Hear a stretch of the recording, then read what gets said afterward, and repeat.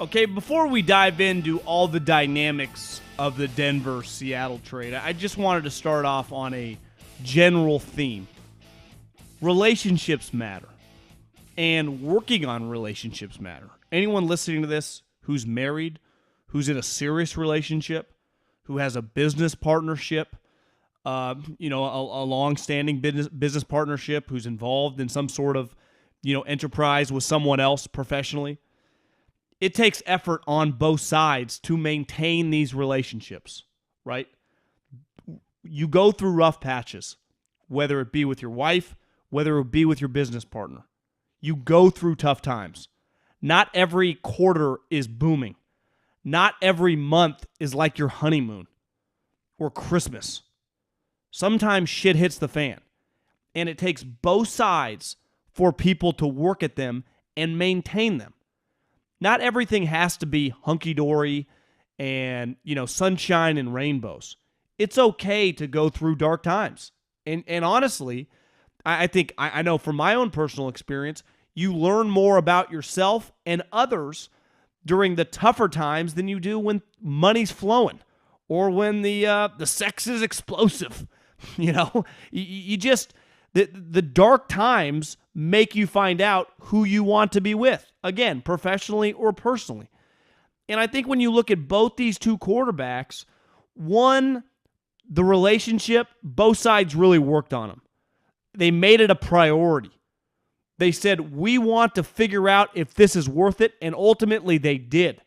And I got to give Gutekunst a lot of credit, but Rodgers deserved credit. They both met in the middle. They both worked at it. And you could say, John, well, it's just all money. No, Aaron Rodgers has been the highest paid player in the league for a while. He would have been the highest paid player in the league, whether he was on Denver, whether he was on the Jags, or whether he stayed with the Packers. He was getting his money no matter what. It clearly wasn't about money. He's always got money. He's worth $260 million. After this contract, when his career's over, he'll have made $400+ million on the field. He was getting paid regardless. It was about the treatment of him like he's freaking Tom Brady. Where Russell Wilson, the relationship, and listen, sometimes employees at the highest level, because ultimately Aaron Rodgers and Russell Wilson, they worked for, Pete Carroll. They're W-2 employee for Seattle and the Green Bay Packers. Now, when you're the most talented employee in the building, whether you're the best salesman, whether you're the best artist in a recording studio, or whether you're a star quarterback, sometimes they got big egos. They can be a little narcissistic. Like that's happened in the history of time.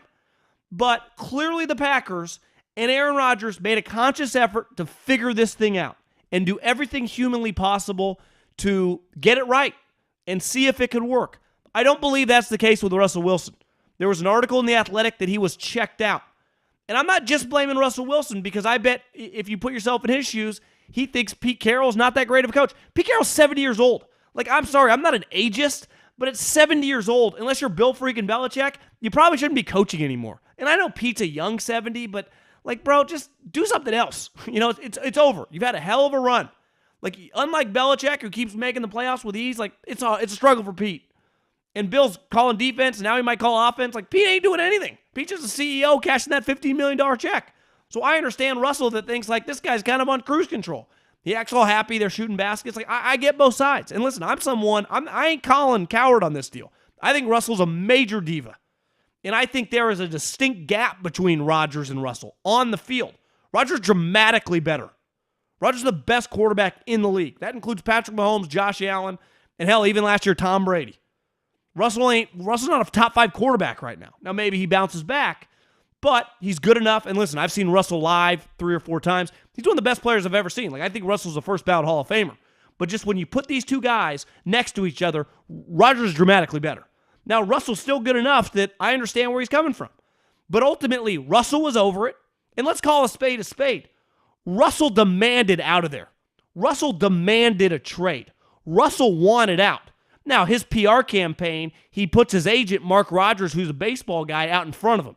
The difference between Rodgers and Russell, Rodgers has to act, he is asked about his sins. He gets up and he handles it. Bro, you want it out?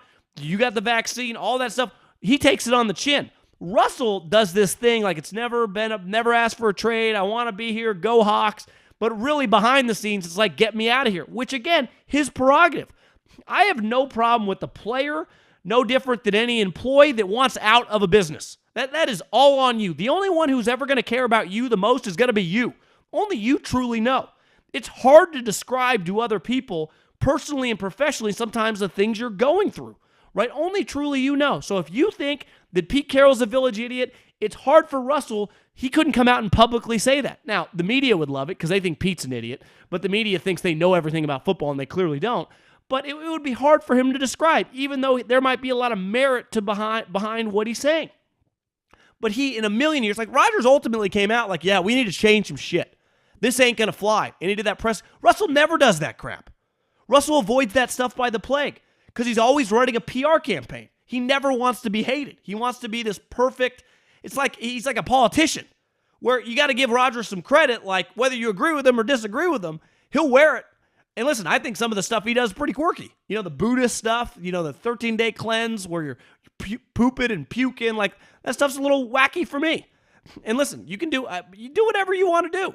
But I do respect that Rodgers had to take it all. And Russell kind of can hide behind all this stuff. But ultimately, Pete Carroll was cool with getting rid of Russell. And Russell clearly wanted away from Pete Carroll. And ultimately, the relationship in Green Bay, they worked at it and they figured it out. But like I said, let's not get it twisted. Russell Wilson wanted out.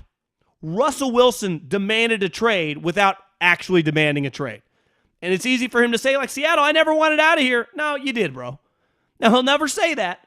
He'll throw Mark Rodgers, the agent, out there and always look like the good guy. Like, Russell, you're not perfect. You're a diva too. But you can't. It's where I disagree with Colin. We act like Rodgers the diva and Russell's not. Like, no, they're both. And the difference is Rodgers, again, is a better player. So it's like, if I'm going to deal with the diva and I got Kevin Durant or I got James Harden, you know who I'd rather have? Kevin Durant, right? And listen, Rodgers left a little to be desired. I said it over and over. Under no circumstances can you be that good and lose that game to the 49ers. That is a shitty loss. And listen, special teams, no, Rodgers has to score more than 10 points. He's got to get it done. So I put that on him. But I watch Russell, like, let Russell cook, and then he tries to cook, and he can't always cook. Sometimes he doesn't make a great meal. So he's by no means a perfect player. Now, the Packers are a much more consistently run organization than Seattle. Seattle's drafted poorly. They do weird stuff. They traded 2 first-round picks for a guy that can't cover, a guy that can't pick the ball off, and he plays safety. That's a disaster. But part of their aggression historically has also paid off for Russell and helped them have a lot of success. So it's a two-way street. I also think going to Denver, before we get into the compensation, we just assume, and listen, I said this about Rodgers, about Russell, if you're a great player, the competition, you don't even worry. You're going to put me wherever I'm going to go and we're going to win. But we're just like locking Denver up as a winner. Like, they have some talent, but they haven't won a big game or just any game that's meaningful in years. They have a first-year head coach that we have no clue if he's going to be any good. Like, that's the one thing Rodgers knows. I have a good coach. I know that for a fact. Matt LaFleur has coached 3 years, and I know I can win with him leading the charge. We don't know that about Nathaniel Hackett. And I'm rooting for Nathaniel Hackett, UC Davis guy. His dad, UC Davis guy. Used to coach Joe Montana. Like, I'm a fan of the family. But we see it all the time with these coaches, like, you know, the majority of these guys, these first-time head coaches, will not be good. So there is some unknown there. Now, when it comes to the trade value, I started reaching out to people in the league. What do you think? What do you think? And it depends who you ask. Some people think they got fair value. Other people thought they would get more. Now, draft picks are capital. And some draft picks, obviously, are worth more than others. So the capital of the 9th overall pick is obviously worth more than the 20th overall pick. But I think an underrated part about this trade, also on the players, Shelby Harris, like whatever, I can find defensive tackles. Drew Lock has no value.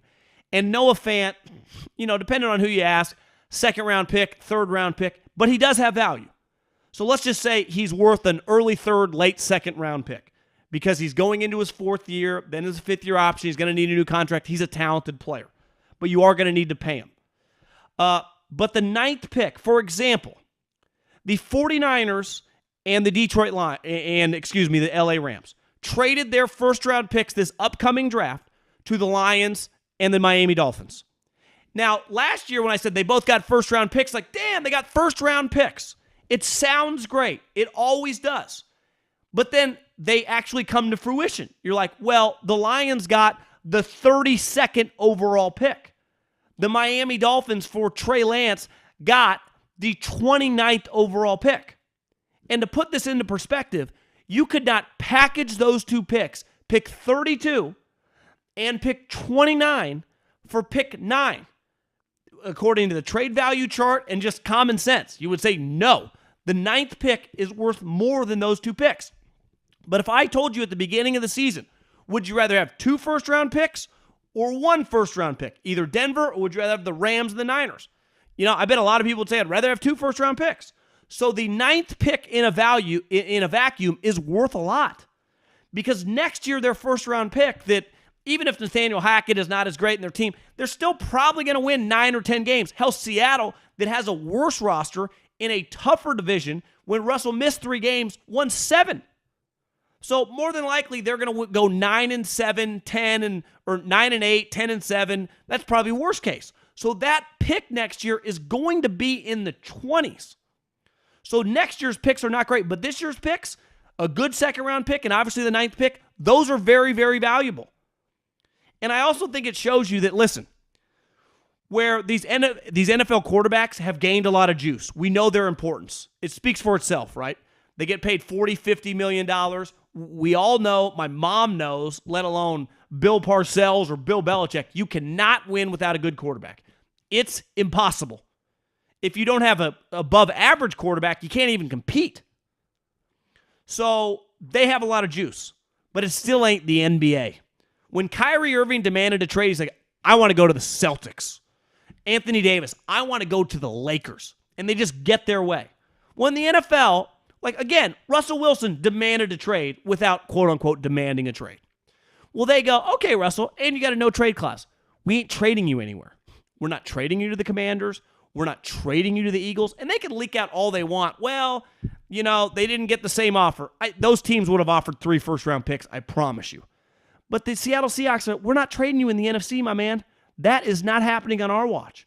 And they knew that Denver, who was beyond desperate for a quarterback, and rightfully so, they're tired of losing. And once Rodgers spurns them would probably be the wrong way to put it, but just says, hey, I'm staying with Green Bay, which is the right move. The team is better, and you can win, and the division, you're just a lock to go to the playoffs. Now, Denver, if you put Rodgers, I ran into a buddy of mine who's actually running the gym now, and he's a big Raider fan. And I said this morning, I'm like, damn, man, those Raiders. And he's like, I actually feel relieved because I was expecting the Denver Broncos to get Aaron Rodgers. And obviously, we all agree Russell Wilson's really good, but he ain't Aaron Rodgers. And again, this is where I disagree with Colin. Let's not act like Russell's better than Aaron. Like, Aaron's a better player than Russell Wilson. Ask every single GM and every single coach in the NFL, you had one game, who would you rather play? If you had to pick between those two, I would rather play Russell Wilson than play Aaron Rodgers. Does Aaron Rodgers leave a little bit desired the last couple years in the playoffs? Of course. But like I said, it's partly because where they play. They play in this place that's fucking negative 10 degrees that most players would suck. It takes the greatest quarterback of all time, who, if I remember correctly, threw some picks in that game to come in and beat them. And this year, the Niners they played in this ugly game. It was freezing cold, which is a whole nother issue. They need to figure out a way to, I don't know. They actually might be better playing on the road, because I'll promise you this. And listen, I wanted the Niners to win. I'm glad they won. I had money on the 49ers. I'm clearly rooting for the 49ers. If that game would have been at Levi's instead of being at Lambeau, I think Green Bay wins. Because his greatest advantage, a passer, you can operate. Like, if you put Russell Wilson at Lambeau, he ain't winning. We saw it a couple years ago. He lost. So I just think that when you look at the trade, I thought they should have got more too. He's the best player in the history of the franchise. And I think from, Pete wanted him out. Schneider probably doesn't want him out. Schneider would probably rather get rid of Pete Carroll, because ultimately Schneider answers to Pete Carroll. And Pete Carroll, again, 70 years old, you're worth $100 million. Yeah, I've been around some older people with a lot of money. Anyone that listening that has two knows one thing. They are fucking stubborn. They are stubborn. They're not like progressive with their ideas. Like, I'm open to stuff. No, they're going to be very, very headstrong in what they believe. And clearly Russell, and listen, I respect Russell Wilson. His ambition, his desire to quote unquote be great, his work ethic as a player. I'm not a Russell Wilson hater, but I think there are two sides to this story. And Seattle, to trade him, like, I actually think their package, the more and more I've had to marinate on it, is probably a little better than you think because of the 9th pick and the high second-round pick. And on the Denver side, this is the easiest trade they'll ever make in the history of the franchise. They would have given more to get Russell Wilson. Because in the foreseeable future, they were never going to sniff a quarterback like Russell Wilson. Hell, they've been drafting guys over and over and over, and every single guy stinks. So I think this is a BP fastball for George Paton. I bet George Paton is telling his friends, like, God, I would have paid more. I would have easily paid more.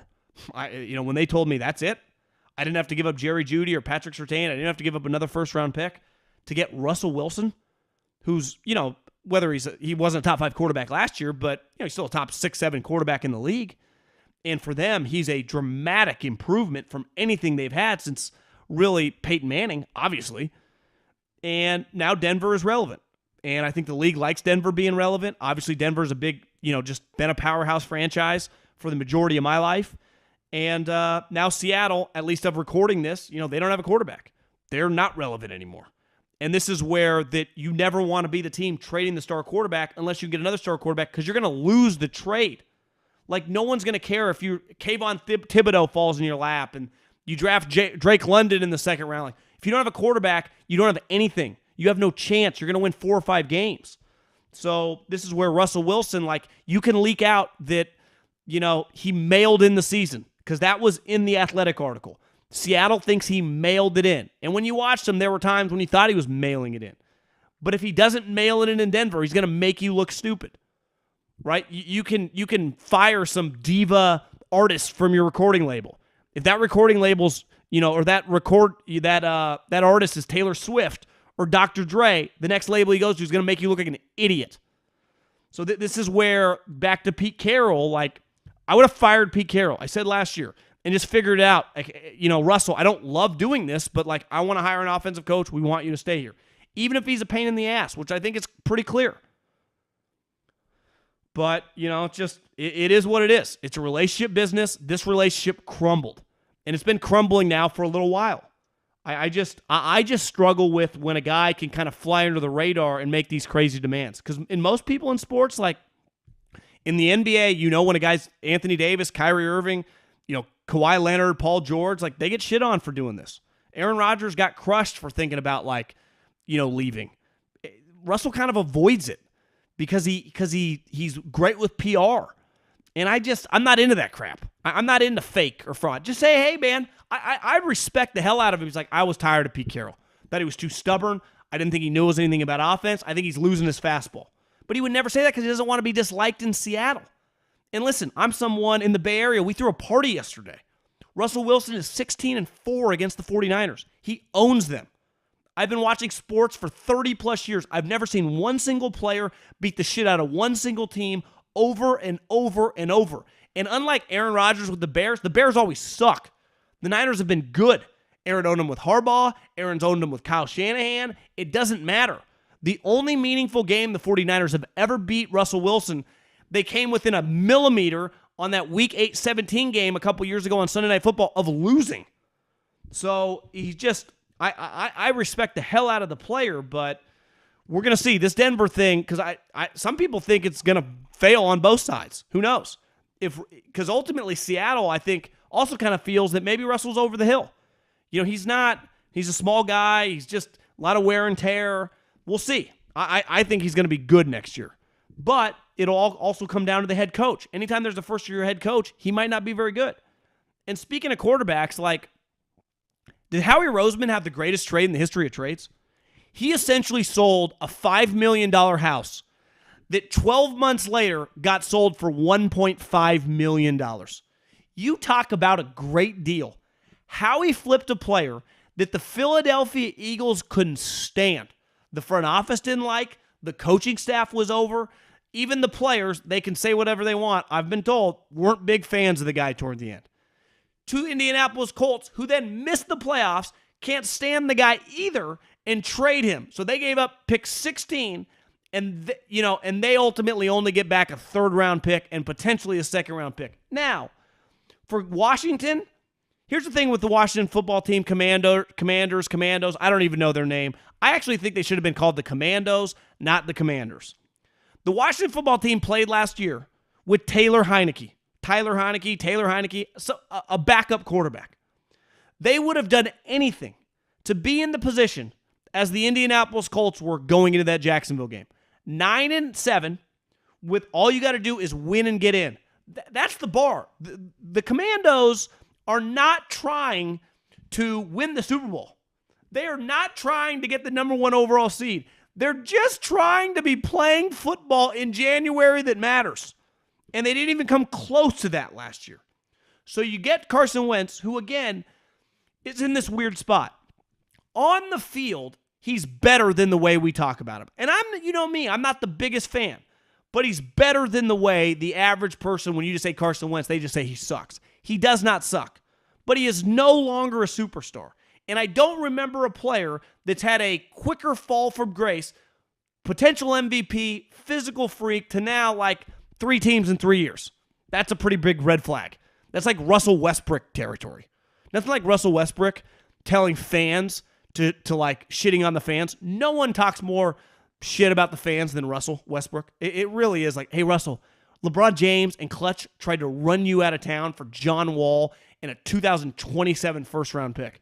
Stop yelling at the fans. Start looking at LeBron James. He can't stand you. Don't blame the fans. But the Washington football team just wants to be competitive. But here's the thing with Carson Wentz. It clearly isn't just about on-the-field play, and he does some stupid stuff. It's about the guy. People don't love the guy. And part of being a quarterback is the intangible stuff. Here's the other thing about Russell Wilson. Where are his teammates? Why do his teammates never be like, you know what? I love Russell Wilson. That is my guy, man. Russell Wilson, that is my dude. Love that guy, man. What a badass. Where is that guy? Say what you want about Aaron Rodgers, and he had some interesting relationships over the years with his teammates. He just officiated his star left tackle's wedding. Devontae Adams, like one of his best friends. There are guys on that team that love the guy. Where are these people with Russell Wilson? I don't see any of them. They clearly don't exist with Carson Wentz. I'm not asking you to be Tom Brady, the greatest teammate of all time. But do people like you? I say this all the time about Jimmy Garoppolo. Very flawed player. People love him. People like Jimmy Garoppolo. They like hanging out with him. They like going to work with him. They like being around the guy. Look at Matt Stafford. Matt Stafford goes to the LA Rams like team captain 5 minutes in. Guys, they swear by him. Being a quarterback is about more than just throwing touchdowns. It's about every single day galvanizing the room. Having guys be like, I love this dude, man. That's my homie. I want to play for this guy. Because you literally need 5 people to protect you. You need running backs to block for you. And you need wide receivers to lay it on the line across the middle for you. Yet for whatever reason with Carson Wentz, it doesn't feel like people are all in on the guy. The teammates. And then the moment the teammates kind of get wishy-washy, the front office and the coaching staff are like, we got to be out. Now, this Indianapolis Colts situation, clearly the owner is somewhat involved, kind of weird, don't quite know what's going on. Let's face it, Irsay's a little bit of a whack job. But, say this for Jim Irsay. He's seen what it looks like. He's had Andrew Luck and Peyton Manning. Again, well-liked people. Teammates like the guys. Then they've had Jacoby Brissett. People like him. Phillip Rivers. People like him. Carson Wentz. Not so much. That's why we talk about it all the time when guys are coming out in the draft. And this draft, for lacking in talent, which it does, it has high character guys. Malik Willis, Kenny Pickett, Sam Howell, Matt Corral. Like, guys like these players. Like, they're teammates. They're coaches. And that really matters. And that's something that Carson Wentz, who, feels like he's going to be on like 5 teams in 6 years when it's all said and done, is lacking. And I don't know why. I haven't spent any time around him. You'd have to ask, the coaching staffs that have been around him. But something's off, man. And when something's off at quarterback, you have a big problem. Unless the guy is Aaron Rodgers, Tom Brady, or Peyton Manning. And that is clearly not the case with Carson Wentz.